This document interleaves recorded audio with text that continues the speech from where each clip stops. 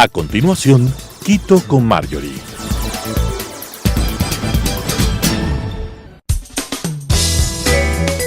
Clasificación A. Apto para todo público.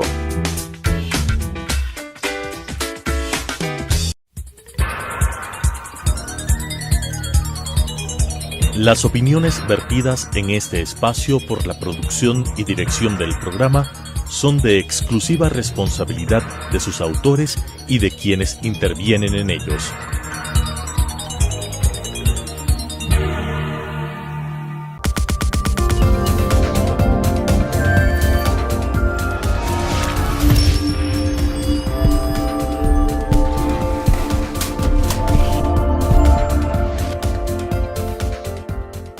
Amigas y amigos, estoy muy contenta de regresar nuevamente a los estudios de Telesucesos para continuar con el espacio Quito con Marjorie. El día de hoy me acompaña Paco Montaguano, quien es catedrático, profesor de comunicación, también es politólogo por Flaxo Ecuador y profesor de comunicación política de la Universidad de los Hemisferios. Es comunicador social de la Universidad Central del Ecuador. Paco, un placer, muchas gracias por acompañarnos. Marjorie, muchas gracias por la invitación y por darnos estos espacios a los jóvenes. Estamos pasando ya una etapa en la que hemos vivido mañana, tarde y noche sumergidos en lo que es la política, pero claro, como ciudadanos en realidad estamos muy expuestos a la persuasión o al intento de persuasión que tienen diferentes actores políticos, en este caso en particular, para poder incidir en la toma de decisiones de cada uno de ellos. ¿Cómo tenemos los ciudadanos que actuar frente a estas herramientas de comunicación política? ¿Hasta qué punto son buenas, son malas? ¿Podemos medirlas? ¿Podemos inferir cuál es el propósito que hay detrás de cada una de las estrategias? ¿O simplemente pues las asimilamos tal cual quiere el emisor? Bueno, con respecto a las redes sociales, digamos que tenemos una serie de indicadores que son las famosas métricas que cada una de las redes ahora nos brinda, ¿no? Sea Facebook, Twitter o Instagram, tenemos número de seguidores, número de personas que nos dan un like a una página, número de me gusta según el post que debe ser y el número de interacciones, que me parece que es lo importante.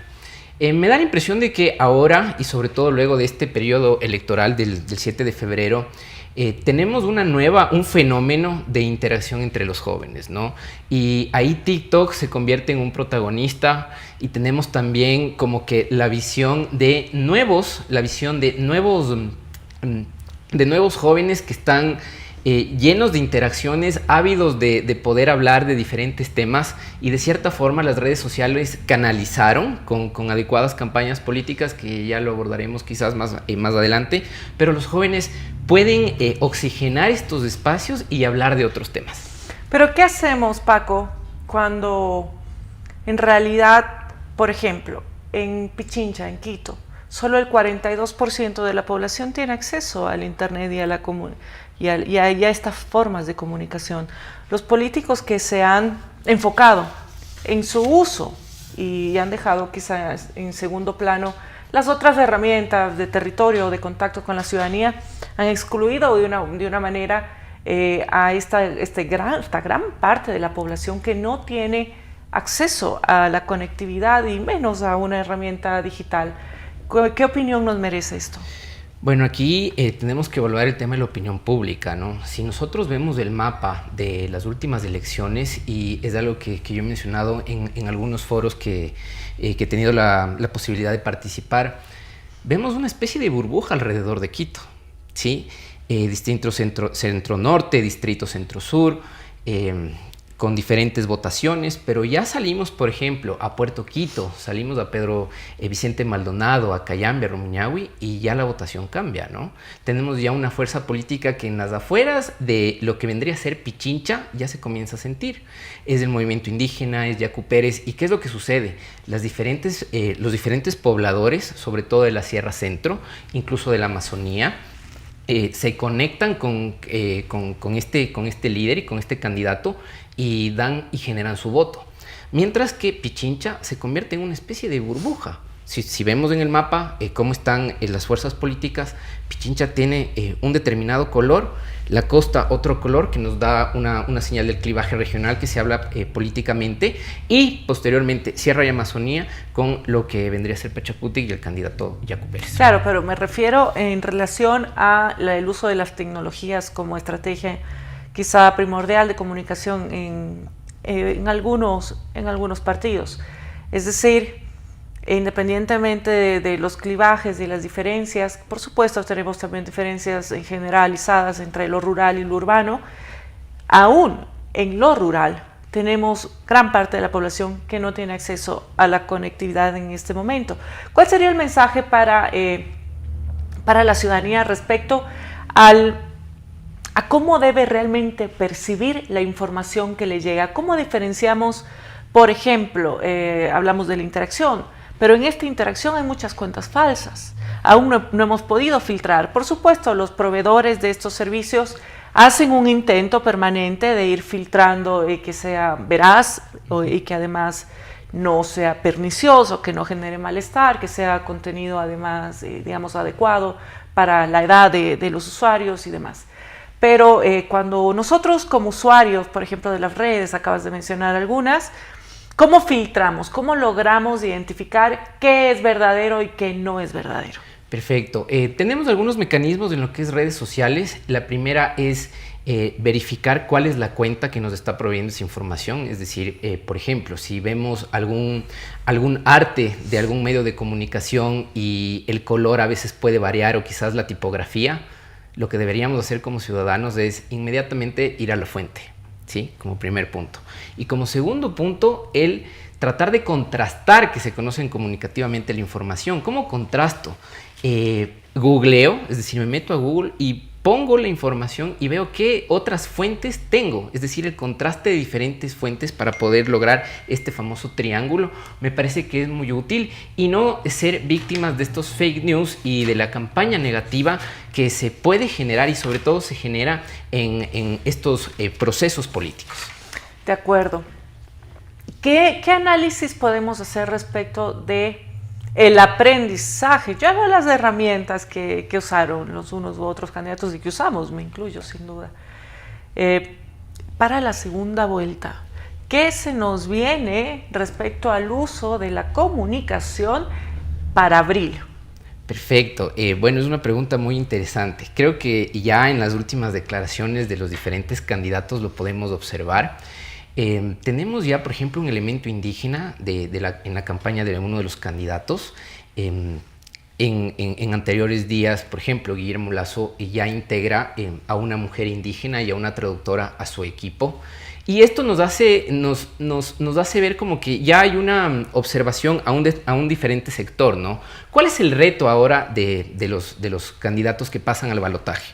Me parece que necesitamos reforzar estos oídos y esta escucha a la ciudadanía. Es decir, el trabajo de territorio para que los candidatos genuinamente se acerquen a las diferentes poblaciones, al sector rural que usted lo mencionaba. Uh-huh. Tenemos como dato el 45.5% de hogares ecuatorianos son los que cuentan con internet. Ese 55.5% no cuenta con internet. Tenemos una ausencia de redes sociales de WhatsApp, de Facebook, que en el sector rural es increíble, ¿no? Tenemos aún estos datos que son impresionantes. Los no usuarios, por ejemplo, en el sector rural son más del 40.07%, no tiene uso de WhatsApp, en Facebook el 37.9%, Twitter el 35.3%. Entonces, son cifras que nos hacen pensar que los candidatos tienen que acercarse a dialogar con la gente. Uh-huh. Eso me parece que no ocurrió en el primer proceso, en la primera vuelta. Y tenemos también una ausencia muy importante alrededor de cómo van a ser los planes, uh-huh. ¿Sí?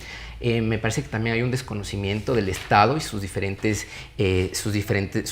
estructura. Hablo de ministerios, secretarías, subsecretarías, cómo se enlaza, por ejemplo, los gobiernos autónomos descentralizados con el Estado, con el gobierno central.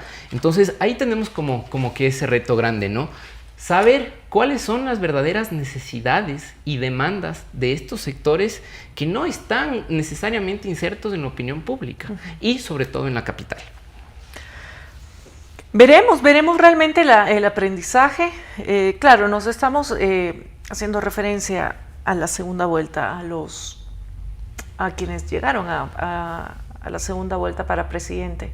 Pero vimos este ejercicio en los, por ejemplo, los candidatos asambleístas nacionales o provinciales en la campaña anterior, o también se centraron, porque mi percepción, y yo además que fui un actor, yo justamente busqué diferenciarme llegando a territorio.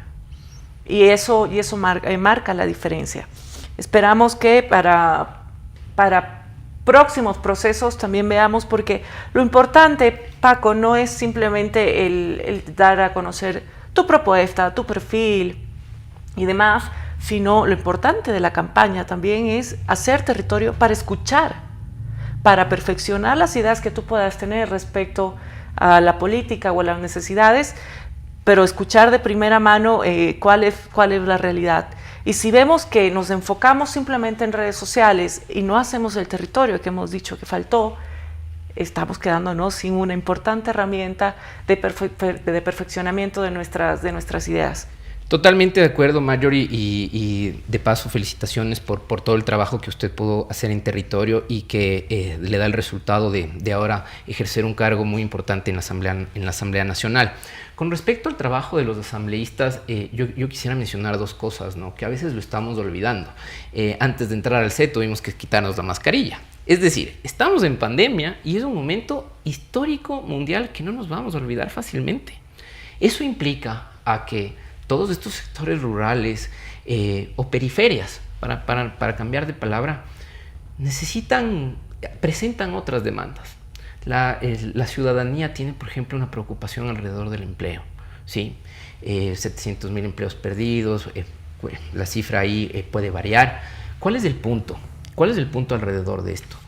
Necesitamos afinar nuestros oídos para saber cuáles son estas demandas, primer punto. Y segundo punto, yo he visto con alegría varios cuadros de mujeres y hombres que fueron candidatos de la Asamblea y se acercaban a los mercados, a la calle, al ciclopaseo, a los parques. No solo pese a la pandemia, no solo estrechar su mano o estrechar su codo, ¿no? Por temas de bioseguridad, sino también a mostrar lazos de afecto. La ciudadanía tiene la pandemia nos generó una ruptura, no solo psicológicamente, sino afectivamente, porque no podemos reunirnos como hubiésemos querido, ¿sí? No podemos estar ahora en un foro. Y el candidato o candidata que mejor hizo su campaña desde mi perspectiva fue el que generó estos lazos de afectividad. He visto, por ejemplo, entregas de rosas, entrega de presentes, que ya no es la camiseta, ya no es el quintal de arroz, no, es algo afectivo. Sí, es una muestra de una parcialidad de sonrisa que me parece que también es muy importante entregarle esto a la ciudadanía.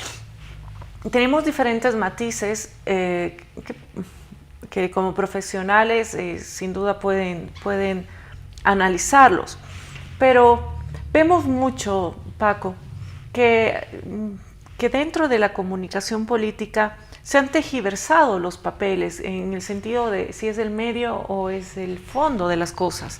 Y vemos que con el uso de la tecnología se ha convertido a lo que debería ser el medio, que es la comunicación, en el fondo. Y esto le hace mucho daño a la política nacional, porque quita realmente esta capacidad de gestión política. ¿Cómo podemos modificar esto? Concientizar a los políticos y también concientizar a la ciudadanía de que en realidad son herramientas de comunicación, que la política va mucho más allá de eso. Sí, usted topa un tema muy álgido y que está debatido teóricamente en la actualidad. ¿Cuál es el tema? Convertimos un candidato que se acerca al marketing político. A mí me gusta en mis clases usar la metáfora de la famosa lata de Andy Warhol, ¿sí? Donde nace el pop art. Es decir, tengo un político que se viste bien, que sonríe, que tiene unas características, pero se lo siente muy lejano a la ciudadanía. Se le siente muy distante y ni siquiera conoce las realidades. Ahí viene el reto. Para pasar de esta brecha de marketing político a comunicación política, lo que necesitamos es esa escucha, esa vinculación o ese engagement con los ciudadanos y con el trabajo en territorio que usted mencionaba. Y esto es un debate porque se sienten como muy lejanos, hay una relación como muy vertical y además distante entre los que son los que somos los gobernados y los gobernantes, entre los ciudadanos y los mandatarios. Y esto con una verdadera comunicación y con una verdadera comunicación política sí se puede estrechar, ¿sí?, este margen para tener una relación de mayor horizontalidad. ¿Qué es lo que vemos ahora?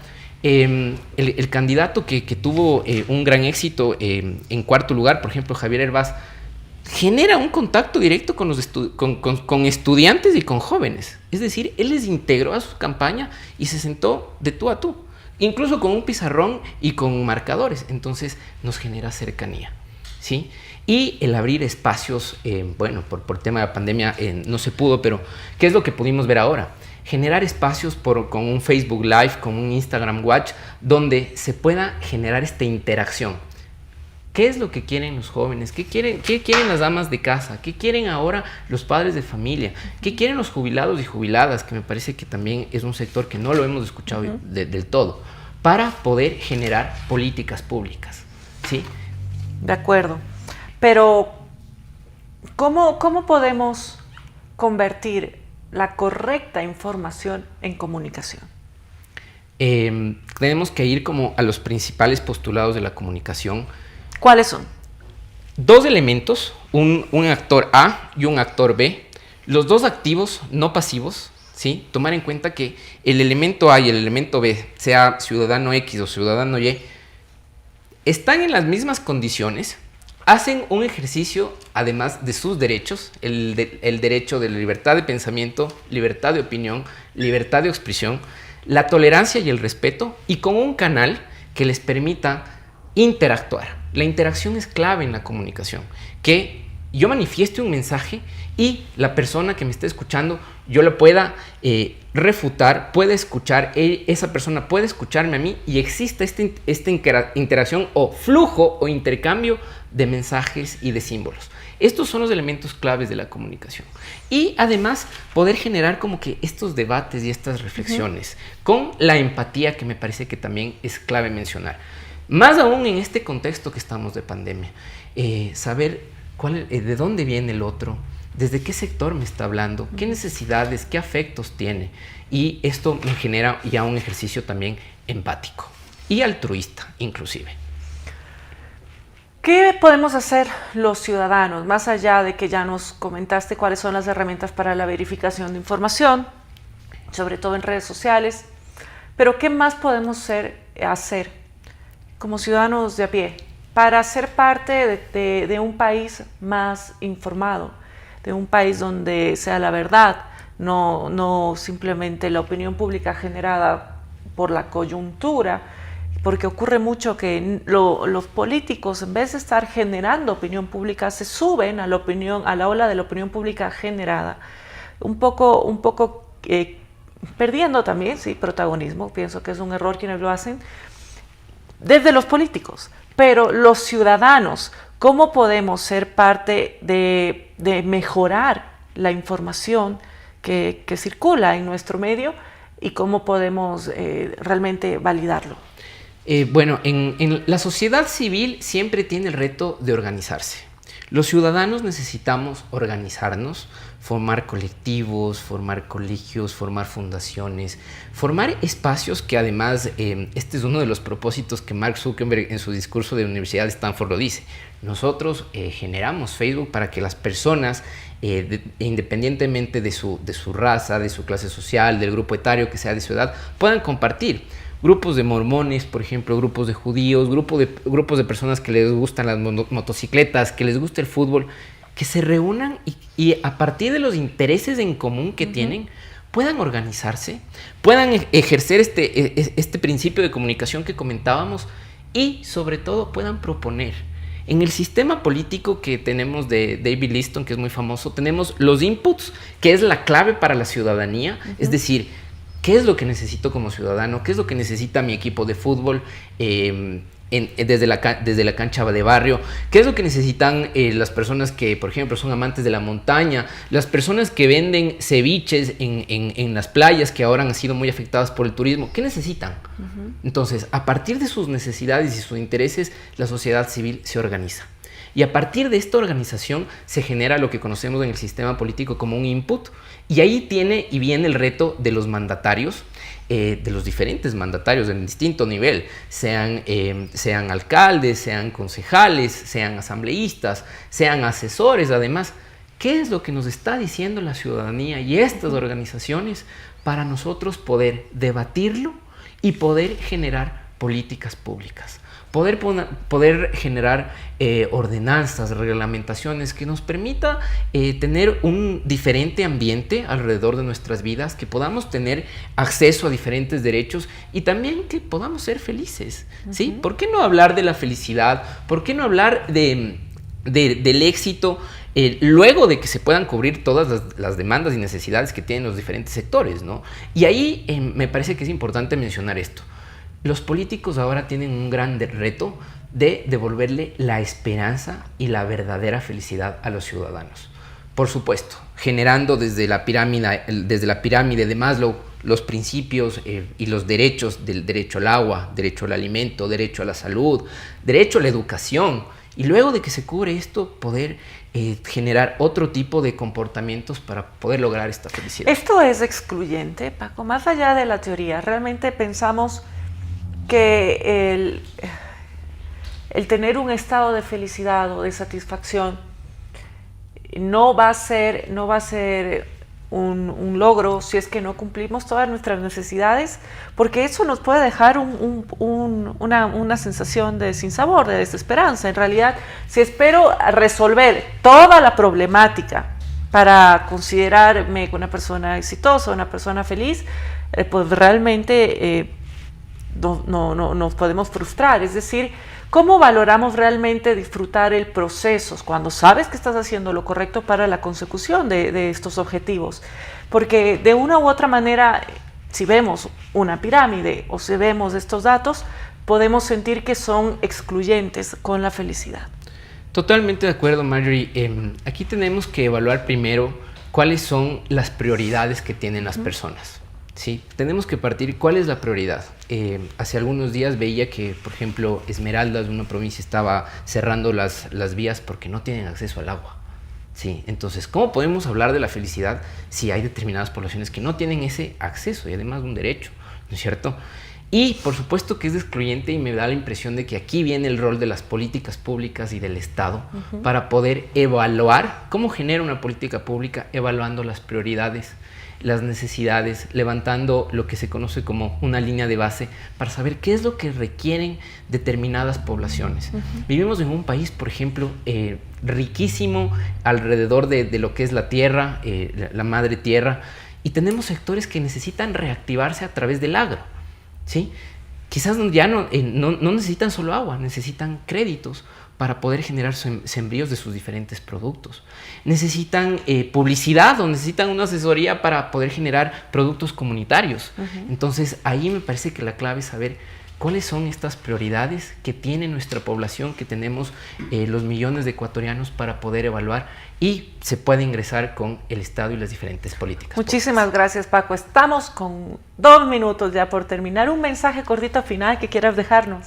Sí, el reto que tienen los políticos en la segunda vuelta es escuchar estas demandas de los diferentes sectores, y además tenemos ya un ejemplo de un modelo de comunicación política y de campaña política que integró colores, que generó una comunicación en todos lados. Llenémosle de alegría al nuevo proceso electoral, y sobre todo, escuchemos a los ciudadanos, a todo el conjunto de ecuatorianos y ecuatorianas, indígenas, montubios, negros, afrodescendientes, de los diferentes grupos etarios, deportistas, amas de casa, ingenieros, abogados, arquitectos, médicos, todo el personal de primera línea, y generemos un Estado y políticas públicas que nos puedan ayudar a construir un mejor Ecuador.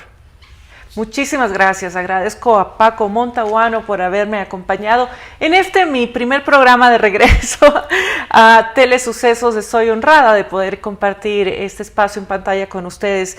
Y no olvidemos, por favor, que el momento en que vive nuestro país nos exige recuperar la certeza sobre nuestro presente, pero también de cara al futuro. Significa, como lo dijo nuestro invitado, no perder la esperanza, superar la desconfianza en nuestros vecinos, en los políticos y, ¿por qué no?, también en las instituciones. Y, por supuesto, ser parte de las grandes soluciones que necesitamos para mejorar nuestra calidad de vida. Les envío un fuerte abrazo. Soy Marjorie Chávez y nos vemos la próxima semana. Hasta pronto. Las opiniones vertidas en este espacio por la producción y dirección del programa son de exclusiva responsabilidad de sus autores y de quienes intervienen en ellos.